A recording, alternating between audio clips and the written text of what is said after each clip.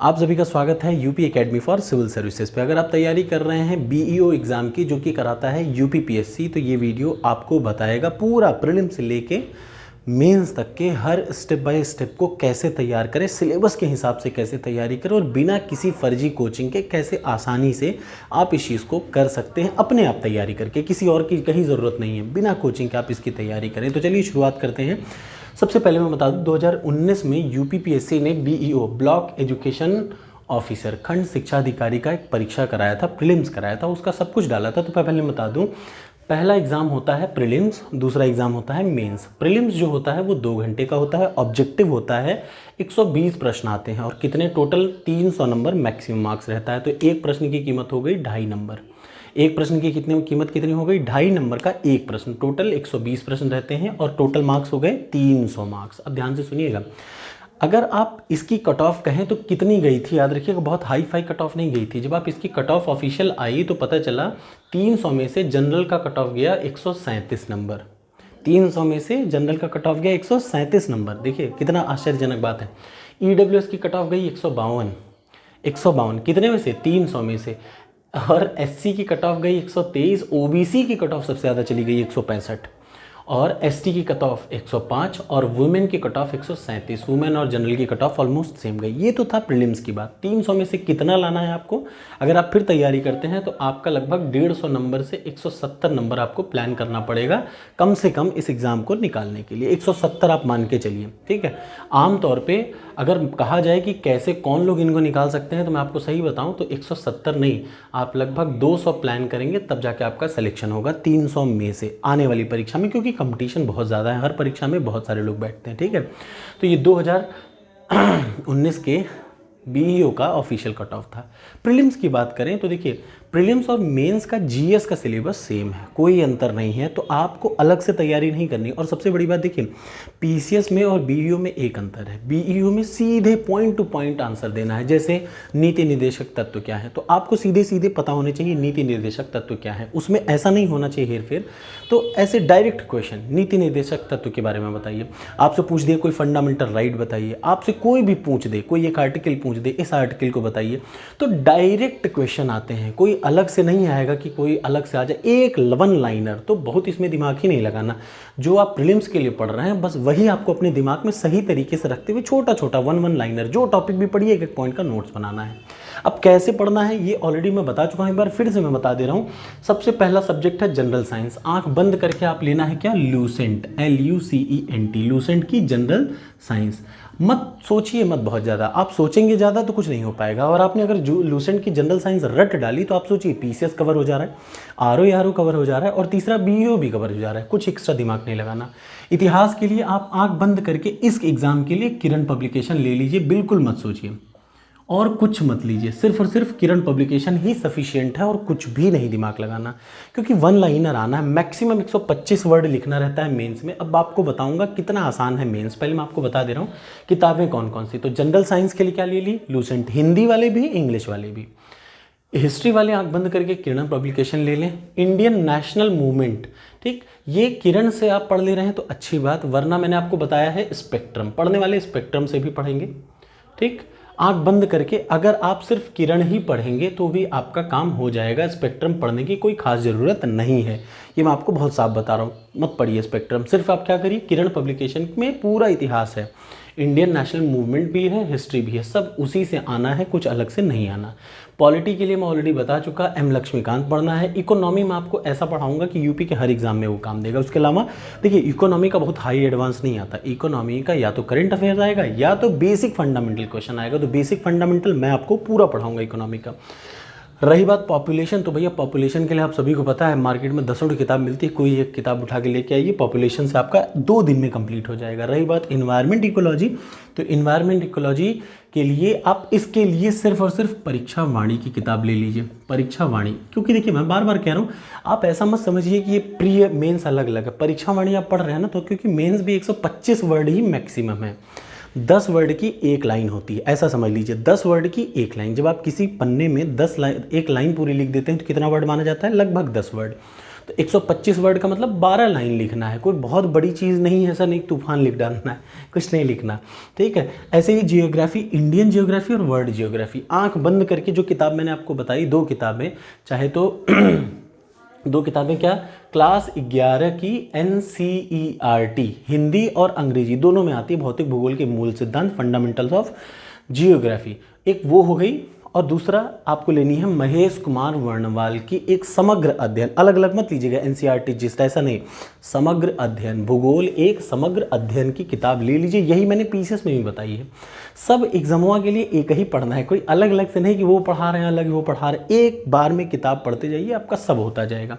Reasoning के लिए मैं आपको 10 बार बता चुका, किरण पब्लिकेशन ले लीजिए, मत सोचिए। मैथमेटिक्स के लिए आंख बंद करके लूसेंट की किताब मैंने बताई है, वही वाली लूसेंट की आप आती है, और कौन सी किताब आप कमेंट बॉक्स में कमेंट करिए, चाहे तो उसका नाम रजनीश कुमार है, नहीं तो उसका नाम ऋषिकेश कुमार है, 2 में से कोई एक है, रजनीश कुमार या ऋषिकेश कुमार में से, ठीक, आप देख लीजिएगा, दोनों में से किसी एक के नाम से वो बुक आती है, लूसेंट की है सबसे बढ़िया बुक। इसके अलावा फर्जी 10 लाख लोग लिख डाले, कोई मतलब नहीं है, इससे बेहतरीन कोई बुक नहीं है। और UP special last, UP special में आपको अधिकतर चीज़ें मैं बता ही देता हूँ कहीं ना कहीं घुमा फिरा के। अब सोचिए, इतने पेपर से प्रीलिम्स भी निकल जा रहा है, इतने पेपर से मेंस में भी क्वेश्चन आते हैं। ये है प्रीलिम्स का, कितने प्रश्न, 120 प्रश्न आएंगे, और टोटल कितनी देर में करना होगा, 2 घंटे में सॉल्व करना होगा। अब आ जाइए मेंस में, मेंस का मैं थोड़ा सा बता दूं, मेंस का सिलेबस भी देखिए यही है, आप फोटो चाहे तो खींच ले, मेंस का जनरल स्टडी का यही सिलेबस है, बस अंतर कहाँ पे है ये मैं आपको बता देता हूँ। आ जाइए मेंस के सिलेबस में क्या अंतर है। देखिए मेंस के सिलेबस के 3 पार्ट हैं। सबसे पहला, मेंस में 2 पेपर होंगे, एक तो पेपर होगा 200 नंबर का जीएस का, और दूसरा पेपर होगा 200 नंबर का हिंदी का, ठीक, साफ साफ समझिए, दोनों सब्जेक्टिव होगा, ऑब्जेक्टिव कुछ भी नहीं होगा। तो सबसे पहले बात करें जीएस का, तो जीएस में देखिए 3 खंड होते हैं, खंड क में 10 प्रश्न, और हर प्रश्न की कीमत होगी 10 नंबर, टोटल हो गया कितना, 100 नंबर। और आप एक प्रश्न को याद रखिए, 10 प्रश्न आएंगे, हर प्रश्न कितने नंबर का होगा, 10 नंबर का होगा, टोटल हो गया 100 नंबर। हर प्रश्न में अधिकतम लिमिट जो होगी, अधिकतम लिमिट होगी वो 125 वर्ड होगी। अब आप में से बहुत सारे बच्चे सोचते होंगे यार 125 वर्ड का क्या मतलब, एक कॉपी उठा लीजिए, ये 1 लाइन पूरी लिख लीजिए। अब ऐसा नहीं, कुछ बच्चे बहुत गुबराह टाइप का बहुत लंबा लिख देते हैं, उतना लिखने की जरूरत नहीं, एक नॉर्मल वर्ड जो लिखते हैं, 1 लाइन मतलब 10 वर्ड, 2 लाइन मतलब 20 वर्ड, 3 लाइन मतलब 30 वर्ड, तो टोटल 125 वर्ड का मतलब लगभग 12 लाइन। कितना लाइन, 12 लाइन आपको लिखना है हर प्रश्न में। कौन कौन से हर प्रश्न में, अब 125 वर्ड आप गिन नहीं सकते, लेकिन आप 12 लाइन आराम से बिंदास गिन सकते हैं, 12 लाइन आपको लिखना है, 12 से 13 लाइन, ठीक है। ये हो गया पहला खंड। पहले खंड में कितने, 10 प्रश्न आएंगे, हर प्रश्न की कीमत, टोटल देखिए इस जीएस में टोटल 40 प्रश्न आते हैं, सब सब्जेक्टिव हैं। सब्जेक्टिव का मतलब जिनका लिख के जवाब देना, ऑब्जेक्टिव नहीं रहेंगे, ऑब्जेक्टिव सिर्फ प्रीलिम्स में होंगे। सब्जेक्टिव में 200 नंबर का जीएस में पहले आएगा 10 प्रश्न, वो 10 प्रश्न कितने कितने नंबर का होगा, हर प्रश्न की कीमत 10, तो टोटल 100, अधिकतम लिमिट है 125 वर्ड। खंड ख, अब जो खंड ख है वो आएंगे 6 गुणा 10 प्रश्न आएंगे, हर प्रश्न की कीमत रहेगी 6 नंबर, तो टोटल हो जाएगा 60 मार्क्स। और याद रखिएगा यहाँ पे जो क्वेश्चन का जो लिमिट है वो लिखना है 50 वर्ड में। कितने वर्ड में, 50 वर्ड में। हर प्रश्न को कितने वर्ड में लिखना है, 50 वर्ड में उत्तर देना है। जैसे आपसे पूछ लेगा, क्लियर पूछ लेगा, चलिए प्रेम्बल बताइए, भारतीय संविधान की सिर्फ और सिर्फ क्या बता दीजिए, प्रेम्बल का मतलब प्रस्तावना बता दीजिए, 50 नंबर का। 50 नंबर का मतलब कितनी लाइन, 50 वर्ड का मतलब 50 वर्ड का मतलब होता है 5 लाइन। आंख बंद करके सोचिए, 5 लाइन आपको लिखना है किसी भी टॉपिक पे, बहुत आसानी से आप लिख सकते हैं, ये होगा। और आपको इसके लिए अलग से पढ़ने की ज़रूरत नहीं, जो किताबें मैंने बताई बस वही किताबों में जो जो पढ़ रहे हैं उसको लिखते जाइए। इसीलिए मैं कहता हूँ कि नोट्स जरूर बनाइए खुद का, ठीक। अब देखिए खंड क हो गया, खंड ख हो गया, तो 10, 20। अब खंड ग होगा, जो तीसरा खंड ग होता है, याद रखिए, मैं इसको मिटा दे रहा हूँ या चाहे अभी ऊपर लिख दे रहा हूँ। तीसरा खंड ग होगा, खंड ग में आप देखेंगे 2 नंबर के 20 प्रश्न, टोटल हो जाएंगे कितने, 40 मार्क्स। कितने प्रश्न, 20 प्रश्न आएंगे, हर प्रश्न की कीमत 2 नंबर, और कितना, 25 वर्ड लिखना पड़ेगा। 25 वर्ड अधिकतम, मतलब एक प्रश्न आया उसको कितना लाइन लिखना है, सिर्फ 2.5 लाइन, 2.5 लाइन से ज़्यादा नहीं होना चाहिए। 2.5 लाइन। कितना लाइन? 2 लाइन। 1 लाइन पूरी, 2 लाइन पूरी, उसके बाद आधी लाइन। तो 2.5 लाइन में लिखना है। 20 प्रश्न है, हर प्रश्न की कीमत 2 नंबर, टोटल 40 नंबर। तो देखिए टोटल प्रश्न आ गए 40 प्रश्न। 40 प्रश्नों की कुल कीमत हो गई कितने? 200 नंबर। 200 नंबर का जीएस होता है। बहुत आसान है। अगर आपने तबीयत से, जितना मैंने कहा है ना, जितनी किताबों का नाम बताया उतना रट के चले जाइए। 100 नंबर यहीं से फिक्स हैं। 100 क्या 150 नंबर आपके यहीं से फिक्स रहेंगे। मैं आपको लिख के दे रहा हूँ, ये इतना है, कुछ नहीं है यार। इससे आसान क्या हो सकता है? कुछ नहीं हो सकता। मैं कहता हूँ 200 में से 150 भी नहीं, 120 भी आप ला दिए तो बहुत बड़ी बात है। 200 में से 120 बस लेके आइए। और जब आपको सब इतना पढ़ लेंगे ना, उतना जितना मैं बता रहा हूँ उतना आप पढ़ लेंगे, तो 120 लाना कोई बहुत बड़ी बात नहीं, बहुत आराम से आ जाएंगे। चलिए, हाँ, मैं आपको बहुत क्लियर बता दूं कि मैं बीईओ परीक्षा नहीं देता हूँ, ठीक है। चलिए अब अगला आ जाइए। दूसरा प्रश्न पत्र भी आता है 200 नंबर का। पहला प्रश्न पत्र कितने का? 200 नंबर का जीएस, और 200 नंबर की आती है, फिर से देखिए, हिंदी। हिंदी कितने नंबर की? 200 नंबर की। खंड क 100 नंबर का, खंड ख 100 नंबर का। तो ये भी 3 घंटे का होगा। 3 घंटे का ये होता है मेंस पेपर पहला, और 3 घंटे का ये दूसरा पेपर। दूसरे पेपर में हिंदी आता है। हिंदी के 2 पार्ट हैं, 100 नंबर का ऊपर, 100 नंबर का नीचे। 100 नंबर का क्या है? देखिए, अपठित गद्यांश, ठीक वही जो यूपी पीसीएस में आता है। एक पत्र लिखने को आएगा, हो सकता है शासकीय अशासकीय में आया था पिछली बार, इस बार कुछ और आ जाए। पत्र में कितना पढ़ना है हम आपको ऑलरेडी एक वीडियो में बता चुका हूँ, जिसमें मैंने पीसीएस, आरओ और बीईओ के एक साथ पढ़ाने की बात कही है, ठीक है। और 2 वीडियो में बना भी चुका हूँ। इंग्लिश टू हिंदी ट्रांसफ़र, ये आपको पता है आरओ में भी आता है, इंग्लिश से हिंदी, हिंदी से इंग्लिश कन्वर्ट करने को, ठीक है।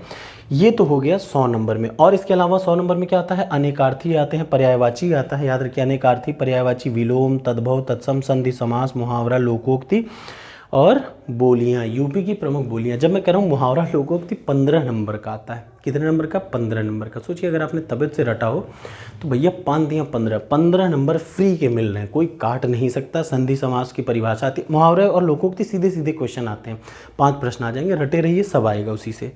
तो पीसीएस में तो भैया 30 नंबर का, आरओ में 20 नंबर का, बीईओ में 15 नंबर का, सिर्फ मुहावरे लोकोक्ति। अब भी जो ना समझा वो बेवकूफ़ है, मैं समझूंगा उसको, ठीक है।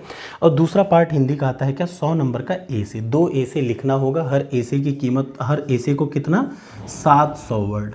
अब बताइए खुद से, 700 वर्ड का मतलब कितनी लाइन? कमेंट बॉक्स में कमेंट करिए। 700 वर्ड का मतलब कितनी लाइन लिखनी पड़ेगी, या आप कमेंट बॉक्स में बताइए मुझे, जैसे कि मैंने आपको पहले बताया।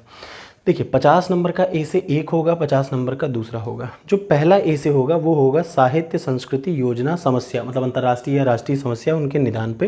जो दूसरा होगा विज्ञान, पर्यावरण, एग्रीकल्चर और इंडस्ट्री। आमतौर पे अगर आप कृषि पे पढ़ते हैं, कृषि, विज्ञान, पर्यावरण पे पढ़ लेते हैं तो आपका 1 हो जाएगा। 3 निबंध रटिए। देखिए पर्यावरण पे एक अच्छा सा निबंध रट लीजिए, कृषि, बेसिक कृषि पे अच्छा सा निबंध रट लीजिए, और तीसरा निबंध रट लीजिए किस पे? कृषि, विज्ञान और पर्यावरण पे।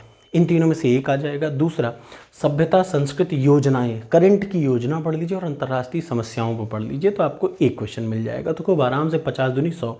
मैं ये तो आपसे नहीं कहूँगा कि ऐसे में 100 में से आपका 70 आ जाएगा, लेकिन हाँ 25-25 50 नंबर ऐसे का, इस 100 में से 70 नंबर, 7 5 12, 120, 120 और 120, 240। अब आप देखिए मेंस की फाइनल कट ऑफ कितनी गई, ये मैं आपको दिखा देता हूँ। मेंस की फाइनल कट ऑफ जो है वो आपको दिखेगी, यहाँ पे नहीं है, मैं बता दे रहा हूँ। लगभग जो मेंस की फाइनल कट ऑफ 400 नंबर का मेंस होता है। मैं आपको बता दूँ कितने नंबर का होता है? 400 नंबर का मेंस होता है। 237 नंबर जनरल की कट ऑफ गई थी, ठीक है। और सब 237 नंबर, कितने नंबर? 237 नंबर हाईएस्ट, ठीक है। 208 नंबर मिनिमम, ये जनरल की कट ऑफ थी फाइनल सिलेक्शन का। इसका मतलब मैं आपको 240 नंबर की बात बता रहा हूँ, आपको 237 में टॉपर लड़का था, 208 में सबसे नीचे जनरल कैटेगरी का। और फिर और आ जाइए तो 203 के लगभग ओबीसी का ऐसे ही था। इसका मतलब आप 200 रेंज में नंबर लाइए, 200 पार, आपका फाइनल मेंस में सिलेक्शन हो जाएगा। ये है बीईओ की परीक्षा। कैसा लगा कमेंट बॉक्स में ज़रूर कमेंट करके बताइएगा, और ये बहुत आसान है, देखिए। Thank you so much.